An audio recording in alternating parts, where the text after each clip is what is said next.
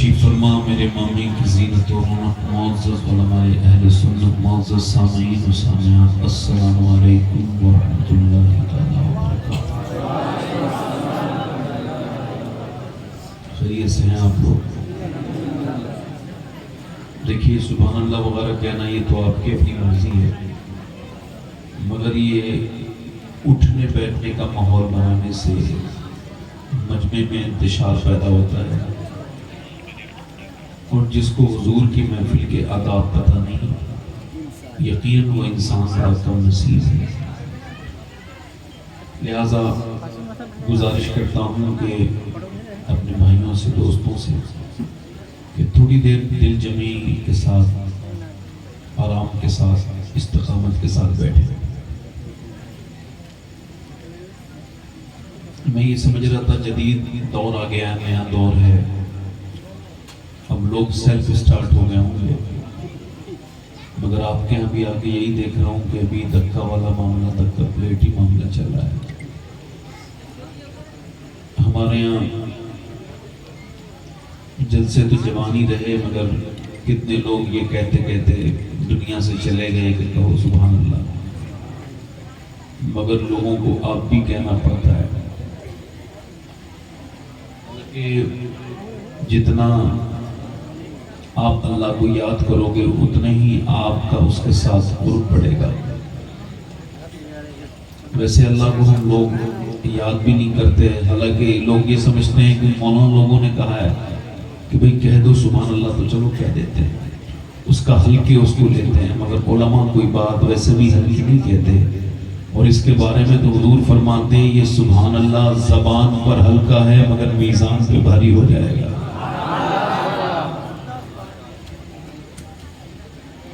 ابھی گزارش کرتا ہوں کہ موبائل وغیرہ بڑے مہربانی تھوڑی دیر سائلنٹ کر دیں، ورنہ جلسہ کرانے کا کوئی فائدہ ہوگا نہیں۔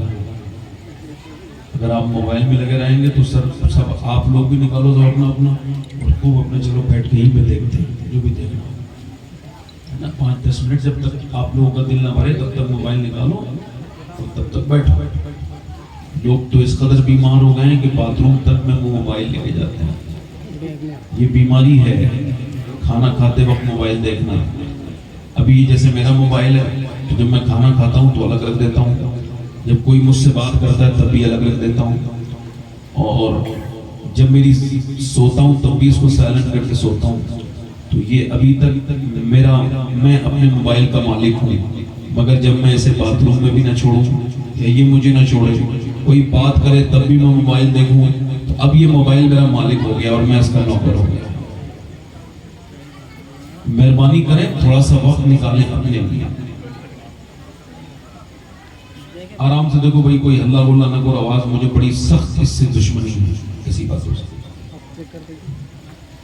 بہت تکلیف ہوتی ہے مجھے۔ ایک دم جب کوئی بیچ میں بولتا ہے ادھر ادھر ہلتا جلتا ہے تو مجھے لگتا ہے اعلیٰ حضرت فرماتے تھے جب کوئی میدان میں بولتا تھا محفل میں، تو جب اس کو بولتا دیکھتے تھے تو جلال میں آ جاتے تھے اعلیٰ حضرت، اور فرماتے تھے آپ کی باتیں اتنی ضروری ہیں کہ حضور کی بات کے بیچ میں بات کر رہے تھے۔ اے بیٹا خاموش ہو جاؤ، خاموش، مہربانی کرو، اب جتنا بولو گے یہ جیسا خراب ہو جائے گا، اور کچھ نہیں، بولو مت، خاموشی سے سنو۔ اللہ نے انسان کو سننے کے لیے 2 کان دیے ہیں، بولنے کے لیے 1 زبان دی ہے، اس کا مطلب یہ ڈبل سنو اور سنگل بولو، مگر لوگ ڈبل بول رہے ہیں، سنگل سن رہے ہیں۔ ایک مرتبہ امام حسن حسین میں کوئی بات ہو گئی، آپس میں ایسے ہو ہی جاتی ہے، کوئی بات ہو ہی جاتی ہے۔ اچھا ان میں اس وجہ سے بات ہوئی ہے تاکہ ہم اپنی باتیں سدھار لیں۔ ہمارے یہاں بھائیوں میں جھگڑے ہوئے ہیں تو جھگڑے ہی رہتے ہیں، بے وجہ کے جھگڑے۔ امام حسن حسین میں کوئی بات ہو گئی تو امام حسین نے فرمایا کہ جاؤ میرے بھائی حسین سے کہنا، اپنے غلام سے کہا کہ وہ مجھے منائیں آ کے۔ تو غلام نے کہا آپ چھوٹے ہیں وہ بڑے ہیں، آپ منائیے نا، آپ کا حق بنتا ہے۔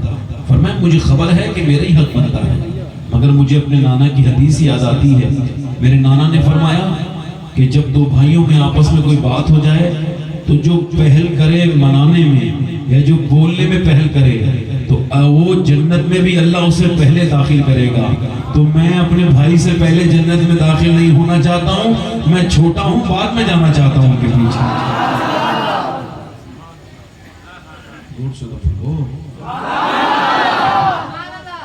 دیکھو مضبوط بن جاؤ.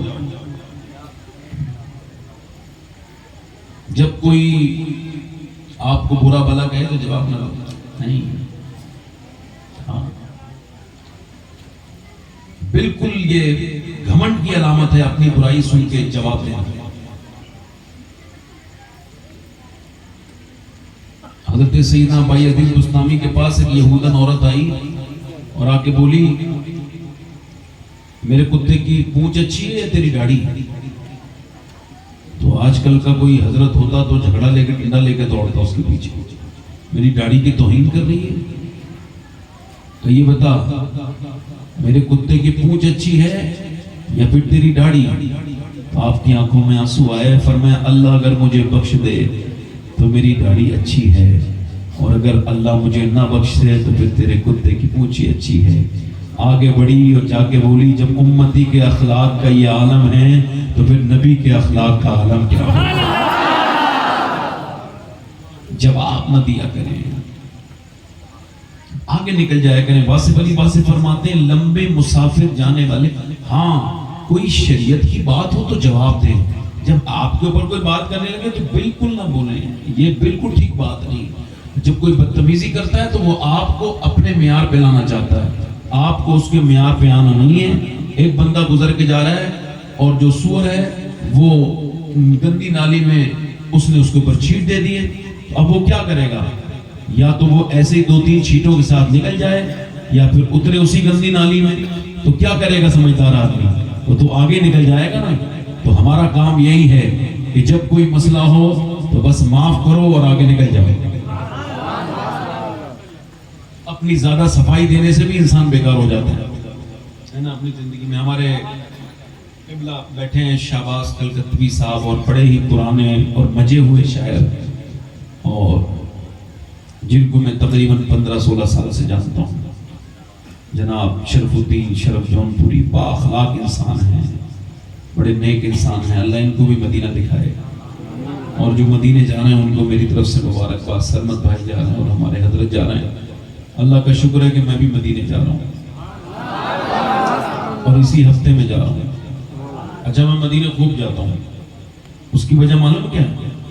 اس کی وجہ یہ مجھے زیادہ سوچتا نہیں ہوں کہ یہ نقصان ہو, سب کچھ نہیں. مجھے اپنے امام کا یہ شعر یاد آتا ہے, فرماتے ہیں حضور طیبہ سے بھی کوئی کام بڑھ کر ہے کیا؟ حضور کی بارگاہ میں جانے سے بھی بڑا کوئی کام ہے؟ اعلیٰ حضرت کو بریلی میں ڈھونڈو گے ملیں گے نہیں, ہے ہی نہیں بریلی میں. کہاں ہے؟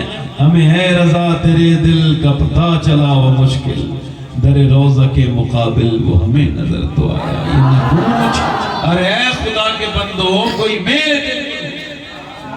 میرے پاس تھا ابھی تو ابھی کیا ہوا خدایا, نہ کوئی گیا نہ آیا. میں نے تقریر تو کرنی ہے ہی, اب آپ حضرت سبحان اللہ کہہ دیں ذرا. زیادہ جو نیکیوں کے زیادہ مالداروں وہ سبحان اللہ نہ کہیں چونکہ 90 نیکیاں مل جائیں گی, بالکل نہ کہیں. اور جو بہت زیادہ نیک لوگ ہوں وہ بھی نہ کہیں چونکہ سبحان اللہ کہنے سے 90 گناہ بھی معاف ہو جاتے ہیں.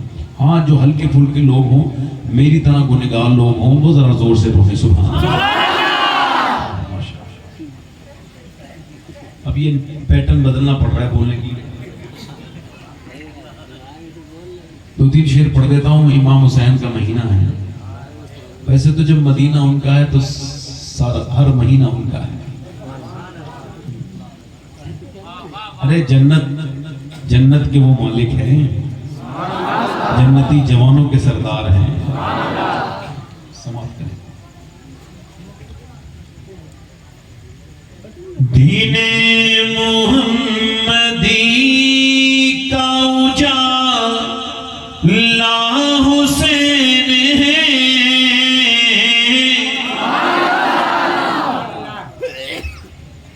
دین محمدی کا اجالا حسین ہے, میرے رسول پاک کا پیارا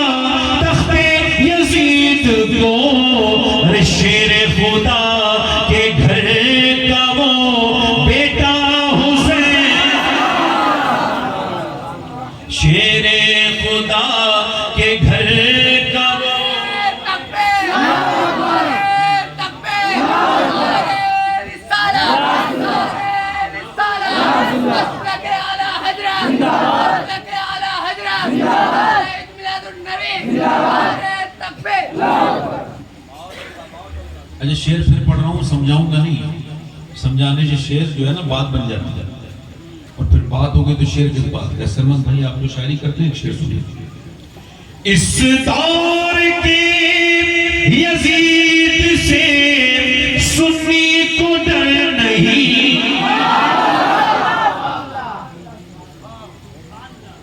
اس دور کے یزید سے سنی کو ڈر نہیں، ارے کیونکہ ہمارے سینوں میں زندہ حسین، کیونکہ ہم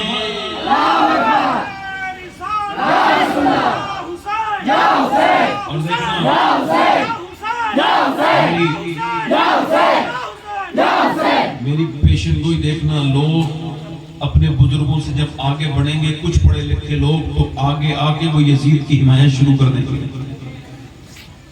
یزیدی ہیں تو بہت، مگر کھل کے کوئی نہیں کہتا میں یزیدی ہوں۔ تو یزیدی چھپاتا نہیں، یزیدی بتاتا نہیں، اور حسینی چھپاتا نہیں۔ کسی نے کھل کے نہیں کہا میں یزیدی ہوں۔ یہ شعر سنیں، اس کے بھی اس یزید کو اپنا نہ کہہ سکے،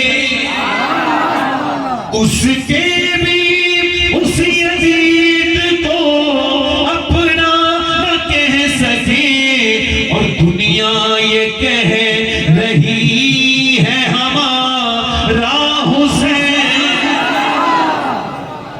اور آخری شعر پڑھتا ہوں، ایک شعر اور پڑھ دیتا ہوں، آخری شعر۔ میں اتنی دیری ترنم سے پڑھتا ہوں جتنی دیر مقرر کے حکم سے باہر نہ جاؤں، تو اس لیے یہ آخری شعر، اس کے بعد وقت ہے۔ دل لگا کے بولتے ذرا، مسکرایا کریں، اس سے ماحول اچھا ہوتا ہے۔ مسکرا کے بولے اور اپنے گھر میں مسکرائیں گے، گھر کا ماحول اچھا ہوتا ہے۔ دوستوں میں مسکرائیں گے، اس محفل کا ماحول اچھا ہوتا ہے۔ منحوس آدمی جہاں پہنچ جائے منحوسیت پھیل جاتی ہے، اور جو اچھا آدمی جہاں پہنچتا ہے ایک دم ماحول بن جاتا ہے۔ جو لوگ مسکراتے نہیں ہیں ان سے لوگ ملنے نہیں چاہتے، ان سے تو مجبوری ملتے ہیں، اور جو مسکراتے ہیں اس کے آس پاس میں ہی لگے رہتے ہیں۔ میرا امام کہتا ہے جس کی تسکی سے روتے ہوئے ہنس پڑے، اس تبسم کی عادت پہ لاکھوں سلام۔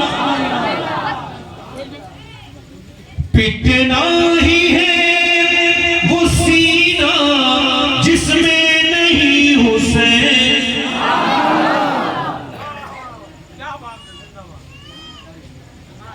میں کسی کو کہہ نہیں رہا ہوں، جس سے برا لگے اسے کہہ رہا ہوں۔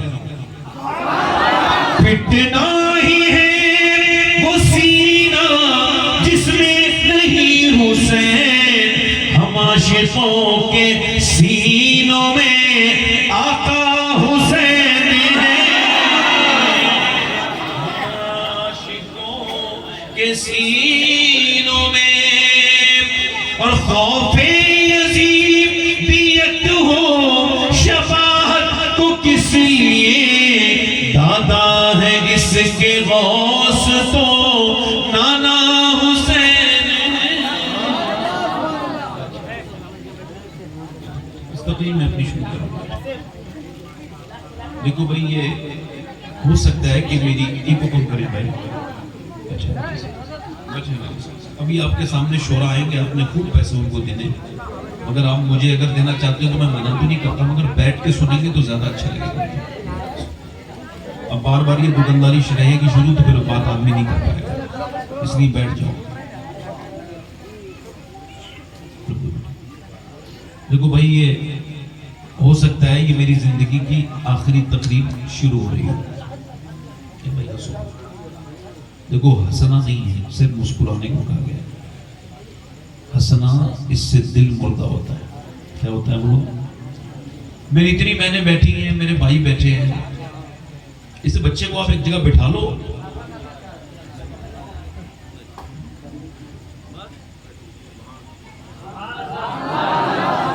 ہاں کسی بے عمل پیر کے ہاتھ چومنے سے بہتر تو یہ بچہ ہے۔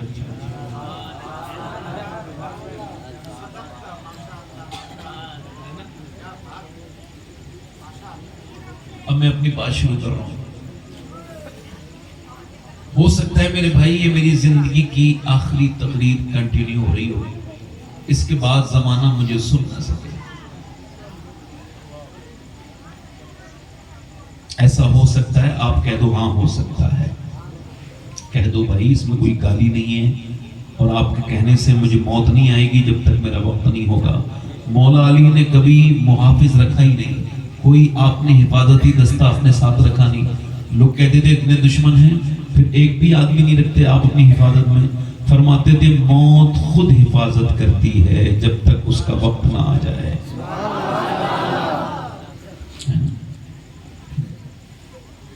تو اپنے بچوں کے ساتھ بیٹھ کے موت کی بات کیا کرو۔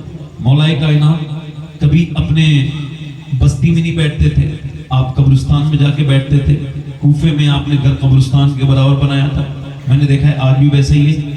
تو لوگ پوچھتے تھے اے علی آپ یہ قبر والوں کے پاس کیوں بیٹھتے ہیں؟ تو آپ فرماتے تھے میں ان کے پاس سے بیٹھ کے جب آتا ہوں تو یہ میری غیبت نہیں کرتے اٹھتے ہی، اور جب تک ان کے پاس بیٹھا رہتا ہوں یہ مجھے موت کی یاد دلاتے رہتے ہیں۔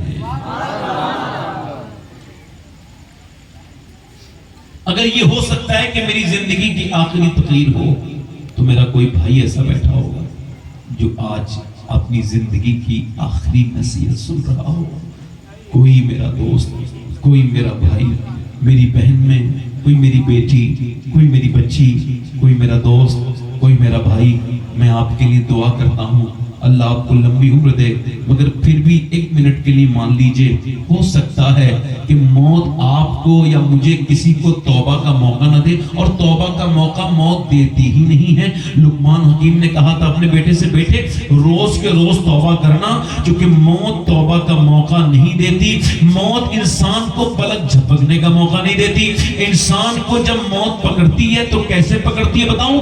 22 سال کا نوجوان اپنا فلم تھیٹر میں دیکھ کر کے، فلم دیکھ کر کے دلی میں، اور اپنی بائک میں بیٹھ کر کے وہ جا رہا ہے۔ اچھا دیکھیں آپ اس کے کان میں لگا ہوئے لیڈ، جیسے کہ ابھی میں آ رہا تھا تو یہاں جلسہ ہو رہا تھا، وہاں لڑکے بیٹھے ہوئے موبائل چلا رہے تھے، یعنی 5-6 لڑکے موبائل میں لگے ہوئے ہیں۔ آپ کیا سمجھتے ہو اگر یہی حال رہا تو اگلے 10 سال کے بعد ہر گھر میں ایک پاگل ہوگا جس کا حال یہ ہوگا کہ اس کو ڈرگس اور نشے اور افیم اور گانجے کی طرح موبائل کی عادت ہوگی۔ موبائل جب تک نہیں دیا جائے گا، اور آج بھی دیکھ لو عورتوں نے ظلم کر دیا، اپنے چھوٹے چھوٹے بچوں کے ہاتھوں میں موبائل دے کے، وہ اسپتالوں میں وہ موبائل ان کے ہاتھ میں دیا جا رہا ہے، تب تو وہ سکون سے ہیں، اور جیسی موبائل لیے وہ کانپ رہے ہیں، وہ رو رہے ہیں، وہ چیخ رہے ہیں، چلا رہے ہیں، ہسپتالوں میں ڈاکٹر ان کا علاج نہیں کر پا رہے ہیں۔ میرے دوستوں میرے بھائیوں، وہ کانوں میں اپنے لگایا ہوا تھا وہ لیڈ، اور لیڈ لگا کر کے کانوں میں ہیڈ فون، وہ گاڑی چلانا تھا، بلٹ روکنے تک کا موت نے اس کو مہلت نہ دی، وہیں پہ اس کو اٹیک آیا، اور میاں اس کے کان میں وہ لیڈ لگی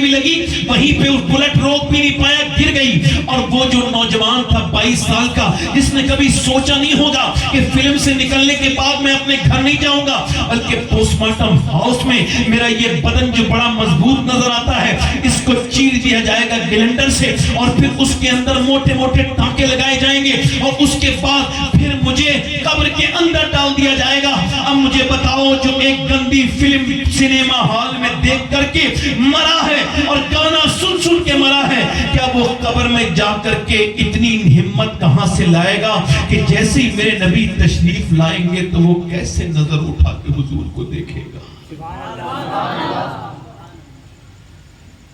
کل ہے دیدار کا دن، آج یہاں آنکھ بیکار ہے، کیا ہونا ہے؟ کتنے جنازے نکلے، کتنے روئے لوگ، کتنی چیخیں، کتنے چلانے آپ نے سنے لوگوں کے، مگر پھر بھی نہ میں اپنے آپ کو بدل سکا، نہ آپ اپنے آپ کو بدل سکے، نہ میں نے اپنی آنکھیں درست کی۔ مجھے بتا تنہائی کے دشمن، یہ بتا تیری موت اگر اسی حال میں آ گئی تو پھر کیا کرے گا؟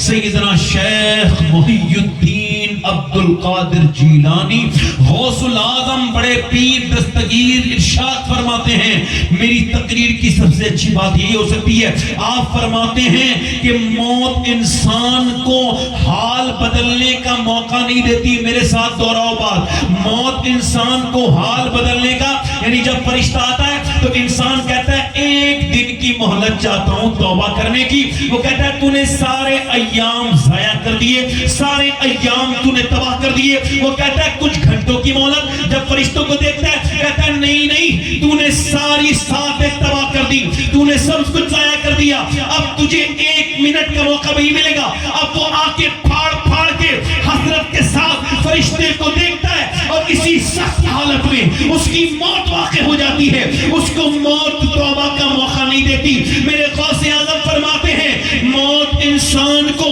حال بدلنے کا موقع نہیں دیتی. جس حال میں مرنا چاہتا ہے اسی حال میں جینا شروع کر دے.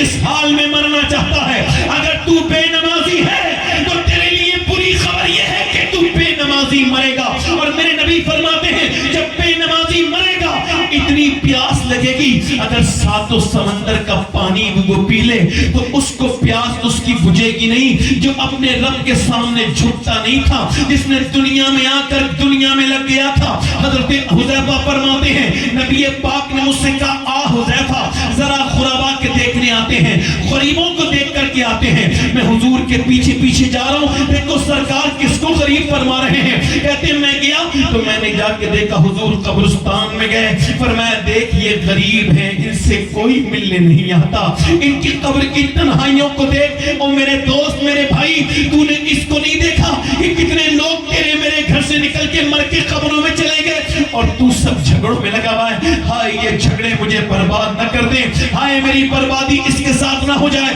میں آپ سب سے پوچھتا ہوں میرے دوستوں میرے بھائیوں, واصف علی واصف فرماتے ہیں آنکھیں تب کھلتی ہیں جب آنکھیں بند ہونے والی ہوتی ہیں. 15 سال کا بچہ حافظ قرآن بننا ہے اور دور بھی نکال لی اس نے. کتنی حسرتوں سے ماں نے اپنے بچے کو حافظ بنایا ہے, کتنی قربانیوں کے بعد بچے کی اگلے ہفتے دستار ہے اور وہ بچہ آج نہایا ہے اور جمعے کے دن چھٹی پہ اپنے گھر آیا ہے. اور جب جمعے گھر سے باہر نکلا تو راستے میں گر گیا, اسپتال لے گئے, ڈاکٹر نے کہا یہ تو انتقال کر چکا ہے. ماں آگے بڑھی, ماں کو بلایا گیا, ماں نے کہا میرے لاڈلے اور میرے بچے میرے ہاتھ کا کھانا کھاتے تھے مگر تو مدرسے کی دال روٹی کھاتا تھا. میں نے اپنے دل پہ پتھر رکھا اور بچوں کے کپڑے میں دھوتی تھی مگر تو 8 سال کی عمر سے اپنے کپڑے دھوتا تھا. میں بھی اس وجہ سے برداشت کرتی تھی کہ میرا لاڈلا جب حافظ قرآن بنے گا اور جب میں قبر میں جاؤں گی تو میرا بچہ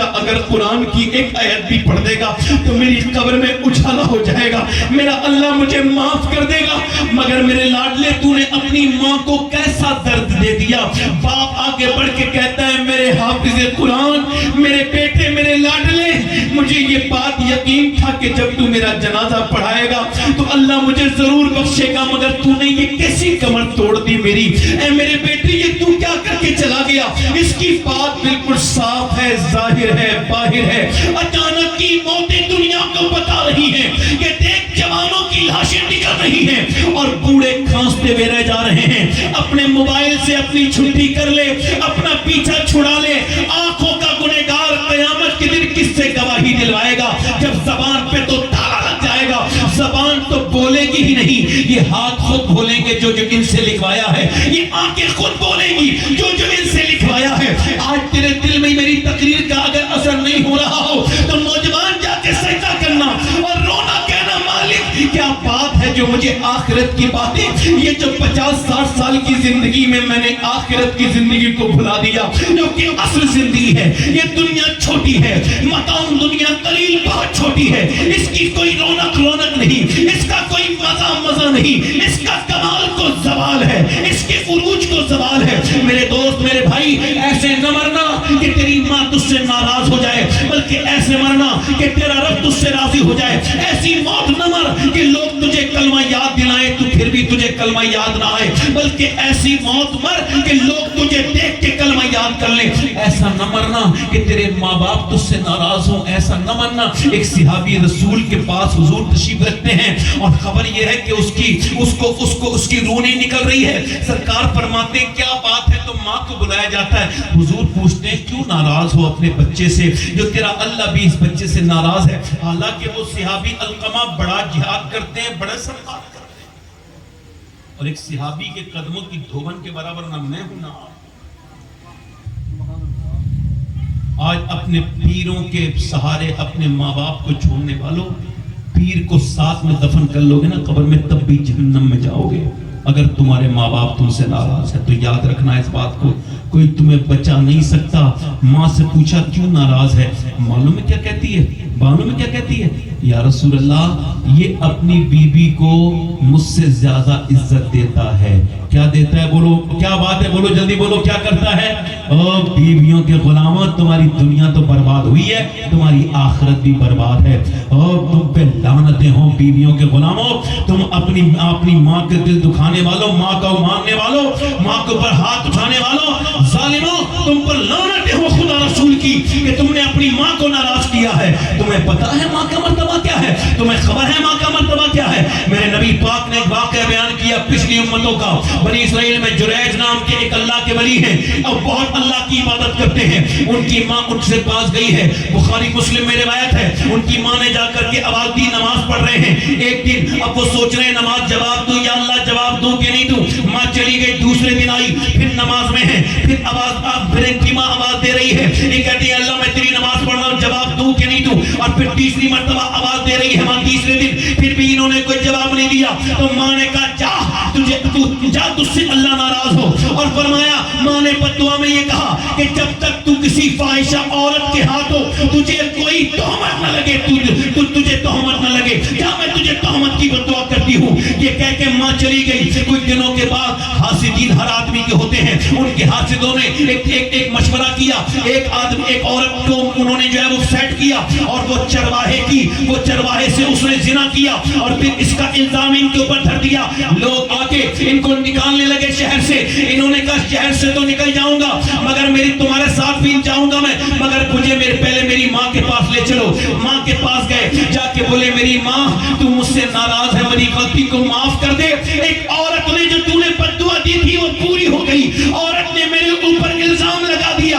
ماں غیرت مند تھی، کہا تو نے ایسا کچھ کیا تو نہیں ہے؟ کہا نہیں۔ کہا تو پھر میں دعا کرتی ہوں یا اللہ میرے بچے کو معاف کر دے جا۔ یہ کہہ کے چلے گئے۔ جرید نے جا کر کے دیکھا بچہ پیدا ہو کے ماں کی گود میں تھا۔ میرے نبی فرما رہے ہیں جرید نے اس بچے سے کہا، اس کے پیٹ پہ انگلی رکھی اور کہا بتا تو کس کا بچہ ہے؟ تو اس نے کہا میں جریج کا بچہ نہیں ہوں، میں تو فلاں چرواہے کا بچہ ہوں۔ آپ نے فرمایا اس پیڑ کے نیچے کھڑے تھے، فرمایا پیڑ سے پوچھو جریج کون ہے؟ تو پیڑ کے پتے سے آواز آ رہی تھی جریج اللہ کا ولی ہے، مگر ماں دعا کرے تو پوری دنیا تیرے خلاف ہو جائے گی، پھر بھی اللہ تجھے عزت عطا فرمائے گا اگر تیرا باپ تیرے لیے دعا کرے گا۔ ادھر ادھر جانے کی ضرورت نہیں میرے دوست، ایسا نہ مر کہ لوگ تجھے دیکھیں تو پھر تیری روح نہ نکل رہی ہو، ایسا مر کہ بریلی کے 92 سال کے ایک بزرگ ہیں، دنیا سے وہ رخصت ہونے والے ہیں، 92 سال کی عمر ہے، بالکل نہیں فلاغر ہیں، بالکل انتقال کے وقت میں انہیں مغرب کے بعد بے ہوشی تاری ہوئی اور رات کے 12 بجے ان کی آنکھ کھلی تو پہلا سوال یہی تھا کیا میں نے نماز عشاء پڑھی ہے؟ جی نہیں پڑھی۔ آپ مجھے وضو کراؤ، مشکل تمام وضو کرایا گیا، پھر کھڑے ہو گئے، کھڑے ہونے میں بھی دقت تھی مگر جب کھڑے ہو گئے لوگوں نے کہا بیٹھ کے نماز پڑھیں، پر میں نے آج تک کبھی بیٹھ کے نماز نہیں پڑھی تو آج کیسے پڑھوں گا؟ آپ نے کھڑے ہو کے 40 منٹ نماز پڑھی۔ ہم تو عشاء کے کچھ پڑھے لکھ کے لوگ اتنے بے وقوف ہیں وہ نوافل ہی چھوڑ دیتے ہیں، وہ کہتے ہیں عشاء کے نفل کوئی ضروری تھوڑی ہے، مگر اللہ کے ولی دنیا کو دست دے رہے ہیں کہ نوافل اللہ کے قرب کا ذریعہ ہے۔ کیا کر رہے ہیں؟ اللہ اکبر نماز پڑھ رہے ہیں، آرام سے رکوع، آرام سے سجدہ، آرام سے پوری نماز، اور 40 منٹ کے بعد اللہ اکبر اور لیٹ گئے اور اپنے مریدوں سے کہا دیکھو کسی کا دل دکھایا ہو میں نے تو مجھے معذرت، اور میں جا رہا ہوں، پڑھو کلمہ، میرا وقت آ گیا، پڑھا کلمہ، انہوں نے بھی پڑھا کلمہ، یہ گئے وہ گئے، مگر دنیا کو یہ بتا کے گئے ایسے نہ مرو کہ تم مر رہے ہو تو بستر پہ بیٹھ کے لوگ تمہیں کلمہ یاد کرائیں، بلکہ ایسے مرو جب تم جا رہے ہو تو جو اللہ کو بھولے ہوئے ہو تم ان کو کلمہ یاد کرا کے جاؤ۔ میاں وہ ایسے ہی گئے، اس بزرگ کا نام شہزادہ اعلیٰ حضرت حضور مفتی اعظم ہند تھا، جنہوں نے کہا تھا میرے اعمال کا بدلہ تو جہنم ہی تھا، میں تو جاتا مجھے سرکار نے جانا۔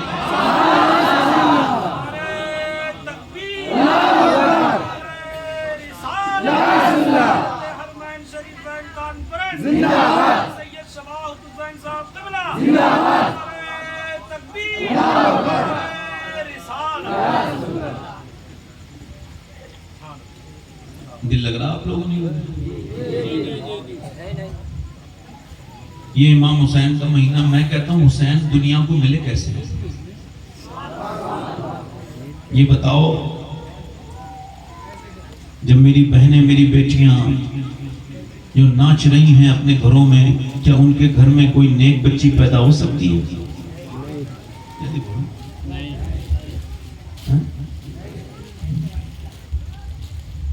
جنہوں نے دوپٹے اپنے سنبھالنے بند کر دیے، جن کے جسموں پہ ٹائٹ لباس آ گئے، کیا ان کے یہاں کوئی حیادار لڑکی پیدا ہو جائے گی؟ آواز بھائی سن رہے ہیں؟ مجھے کسی سے داد نہیں چاہیے، بس آپ کہتے رہیے ہاں ہاں، بس میں داد والی تقریر نہیں کرتا ہوں۔ بیٹھے نا بھائی، کہاں جا رہے ہیں بھائی؟ اچھا ٹھیک ہے، میں قیامت تک یہی ہوں، آپ آرام سے آئیے۔ جب یہ بھائی جان ہمارے موبائل دیکھتے ہوں گے نا، ویسے میں امید نہیں کرتا ہوں یہ نہیں دیکھتے ہوں گے، اچھے نیک لوگ انسان لگ رہے ہیں، مگر جب انسان موبائل دیکھتا ہے تو 3 گھنٹے اس کی نظر نہیں ہلتی، جب تک ایم بی میں یہ لکھ کے نہ آ جائے آپ کا ڈاٹا سماپت ہو گیا، تب تک آدمی کے ہاتھ کا سکون نہیں ہوتا۔ ہاں مگر جب وہ حضور کی محفل میں آئے گا تو اسے 100 باتیں یاد آئیں گی، کیونکہ عادت نہیں نا، عادت تو ہے گندی چیزیں دیکھنے کی، عادت تو ہے خراب باتوں میں بیٹھنے کی۔ ابھی کہہ دوں میں 1 لاکھ روپیہ ملے گا، ایک کی میری تقریر سن لو تو مر جائے گا آدمی، خون کر لے گا، اٹھے گا نہیں اپنا، مگر اس کو پتا ہے مولا علی سے حضور نے فرمایا، علی کے گھر میں فاقے ہوتے تھے، پھر بھی حضور نے فرمایا 40 بکریاں لوگے یا میں تمہیں ایک بات بتا دوں گا، بتاؤ دین کی؟ تو علی بولے یا رسول اللہ 40 بکری بڑی بات ہے، مگر آپ مجھے دین کی ایک بات بتا دیں، آپ کو علم کی قدر کیا ہے؟ یہ پنکھا میری طرف سے ہٹا دیجیے، علماء کی طرف کر دیجیے، میں تو آپ کا خادم ہوں، خادم ہوں کیا ہوا چاہیے، اس پنکھے کو بیٹھا دیجیے، میں تو خادم ہوں بھائی، وہ جو ہے کہ نہیں آپ کی؟ اچھا یہ دیکھو امام حسین، میں کیا کہہ رہا تھا، مولا علی، ہاں اقبال کہتا ہے لوگ مجھ سے کہتے ہیں کہ اقبال کہتا ہے لوگ مجھ سے کہتے ہیں کہ حسین ابن علی نے کربلا میں حق ادا کر دیا، تو میں ان سے کہتا ہوں اس کا ابتدائیہ یہ نہیں ہے، یہ شروعات نہیں ہے، اس کی شروعات یہ ہے کہ پہلے مدینے میں علی نے باپ ہونے کا حق ادا کیا اور فاطمہ نے ماں ہونے کا حق ادا کیا، پھر حسین نے بیٹے ہونے کا حق ادا کیا۔ حسین نے نیزے پر قرآن پڑھا، ہم پنکھوں کے نیچے بیٹھ کے قرآن کی توفیق نہیں مل گئی۔ اچھا قرآن پڑھنے والے ہیں وہ فیس بک 3 گھنٹہ چلا لیں گے، کمنٹ میں کس کس کی عزت اتار دیں گے، مگر ان کے اندر کے حالات یہ کہ 10 منٹ قرآن نہیں پڑھتے۔ میں کسی کو کہہ نہیں رہا ہوں، جس کو برا لگ رہا ہے اسے کہہ رہا ہوں، میں نے کسی کا نام نہیں لیا ہے، ہو جائے کہ نہیں؟ امام غزالی فرماتے ہیں جس کا دل جتنا صاف وہ اتنا ہی قرآن پڑھتا ہے۔ حضور فرماتے ہیں اللہ کو جتنی آواز قرآن پڑھنے والے کی پسند ہے کسی کی پسند نہیں ہے۔ آج قرآن گھر سے نکل گیا، ہمارے یہاں قرآن کوئی پڑھتا ہے؟ دیکھو مولا علی سر غور کریں، سیدنا مولا کائنات فرماتے ہیں میں اپنے گھر آیا، میری شادی ہوئی تھی سیدہ فاطمہ سے، کس سے ہوئی تھی بولو؟ ہمارے یہاں جب شادی ہوتی ہے تو ہم اپنی بیٹی کو وہ جہیز دیتے نہیں جو نبی پاک نے اپنی بیٹی کو دیا ہے۔ میاں یہ فریج یہ جہیز نہیں ہے، واشنگ مشین یہ جہیز نہیں ہے، جو پرانا ہو جائے وہ جہیز ہو ہی نہیں سکتا، وہ جہیز ہوتا ہے جو کبھی پرانا نہ ہو اور نسلوں سے نسلوں تک چلتا رہے۔ نبی پاک نے اپنی بیٹی کو کیا جہیز دیا؟ یہ جہیز دیا۔ مولا علی فرماتے ہیں جب میں اپنے گھر میں آتا تھا میری بیوی فاطمہ مجھے مسکرا کے سلام کرتی تھی، چاہے وہ 3 دن کی بھوکی ہو، چاہے وہ 8 دن کی بھوکی ہو، چاہے وہ کتنی بھی تھکی ہوئی ہو، مگر دروازہ جب بھی کھولتی تھی مسکراتی تھی اور سلام کرتی تھی۔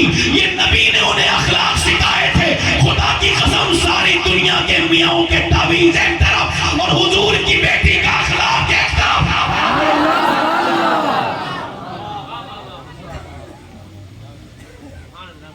حضور کی بیٹی کا اخلاق،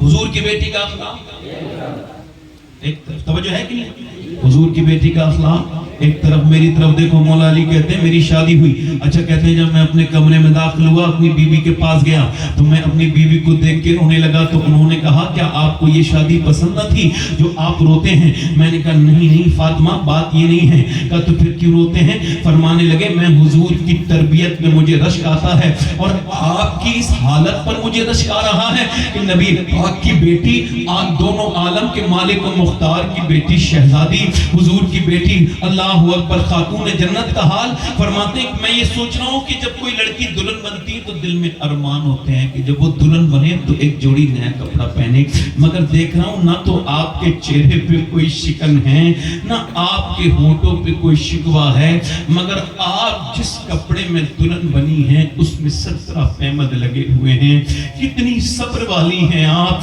حضرت علی کہتے ہیں حضور کی عظیم باپ کی عظیم بیٹی آگے بڑھی اور میرا ہاتھ پکڑ کے کہا میرے سرتاج آپ بالکل نہ روئیں۔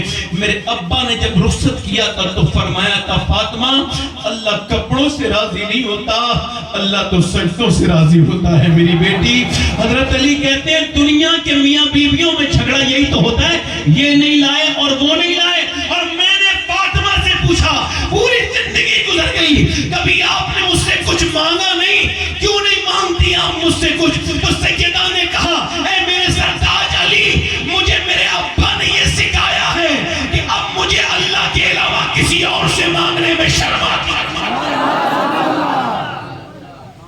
میرا امام کہتا ہے جس کا آنچل نہ دیکھا مہو مہر میں، اسے ردائے نجاحت پہ لاکھوں سلام۔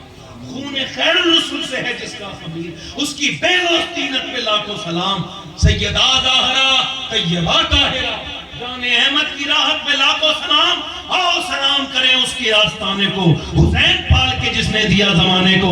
توجہ کرو، مولا علی کہتے ہیں میں نے کہا فاطمہ میں جب قرآن پڑھتا ہوں، ایک ذرا یہ مولا علی کی کرامت ایسے سوچئے گا مت، کرامت وہی ہوتی ہے جو عقل میں نہ آئے۔ کہتے ہیں میں نے فاطمہ سے کہا فاطمہ میں جب قرآن پڑھتا ہوں تو ایک پاؤں رکعت میں رکھتا ہوں اور دوسری رکعت تک بیٹھنے سے پہلے میرا قرآن پورا ہو جاتا ہے۔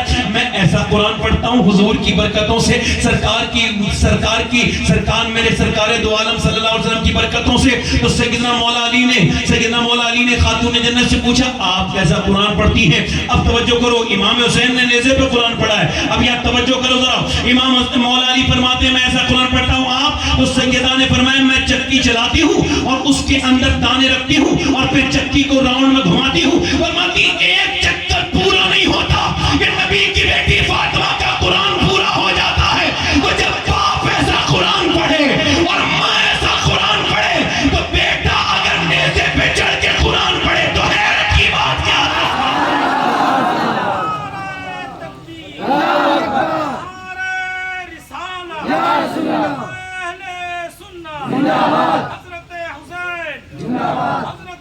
کربلا کا پیغام یہی ہے کہ قرآن پڑھو، اور یہ میں جملہ کہہ رہا ہوں میں مر جاؤں گا میرا جملہ زندہ رہے گا، میں مر جاؤں گا مگر زندہ رہے گا، مجھے خبر ہے، بتا رہا ہوں۔ سنو، پہلے قرآن پڑھنے کی توفیق چھوڑ دی، لوگ چھوڑیں گے، پہلے قرآن کی توفیق اٹھ جائے گی پھر قرآن اٹھ جائے گا۔ پہلے لوگ قرآن پڑھنا چھوڑ دیں گے پھر قرآن، آج حال یہی ہے، قرآن کی تلاوت کے نام پہ گھر کے گھر خالی۔ میرے تایا اللہ انہیں بخشے، آج ان کا ذکر کر رہا ہوں، جب بھی قرآن کا ذکر آتا ان کا خیال ضرور ہوتا ہے، چونکہ میں نے انہیں دیکھا تھا 7-8 سپارے روز پڑھتے تھے، کبھی زندگی میں ہم نے ان کا قرآن کبھی قضا ہوتے نہیں دیکھا۔ وہ فرماتے تھے بیٹے جس کے گھر میں قرآن بند ہو جائے اس کے گھر کا دین چھن جاتا ہے۔ کبھی آپ نے سنا ہے؟ مسلمانوں میں 2 قسم کی لڑکیاں ہیں، دیکھو، ایک تو وہ ہے جو پردہ کرے گی نہیں، نماز پڑھے گی نہیں، روزہ رکھے گی نہیں، وہ کتنی اس سے کوئی کہتے جنازے میں بھی جائے گی تب بھی وہ میکے بھی کر کے جائے گی، شادی بیاہ کا تو چھوڑو ہی مت، اتنی بے حیائی ہے کہ میں نے تو جلسوں میں عورتوں کو دیکھا ہے کہ وہ معاذ اللہ میک اپ کرے ہوئے بدبخت بے غیرت بے شرم عورتیں ایسے آ کر کے منہ کھولتی دکھاتی ہیں، بے شرم ہیں، بے حیا ہیں، بے غیرت ہیں۔ جب وہ آئی میک اپ کر کے رہی ہیں ان کی نیت میں اصلاح ہے ہی نہیں۔ ایک تو وہ عورت ہے جس سے کہا جا رہا ہے پردہ کرو، لڑ لے گی مگر پردہ نہیں کرے گی. اور ایک وہ ہے جو کالج کے سامنے کھڑی ہے اور بحث کر رہی ہے نہیں اتاروں گی. وہ کہہ رہا ہے حجاب اتارو، نہیں اتاروں گی. اتارو، نہیں اتاروں گی.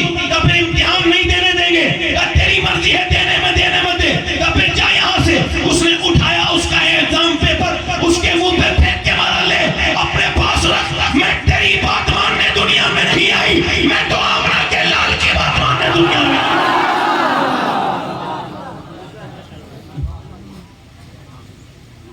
ایک تو وہ ہے جو پردہ کر ہی نہیں رہی ہے، ایک کون ہے جو پردہ چھوڑ نہیں رہی ہے.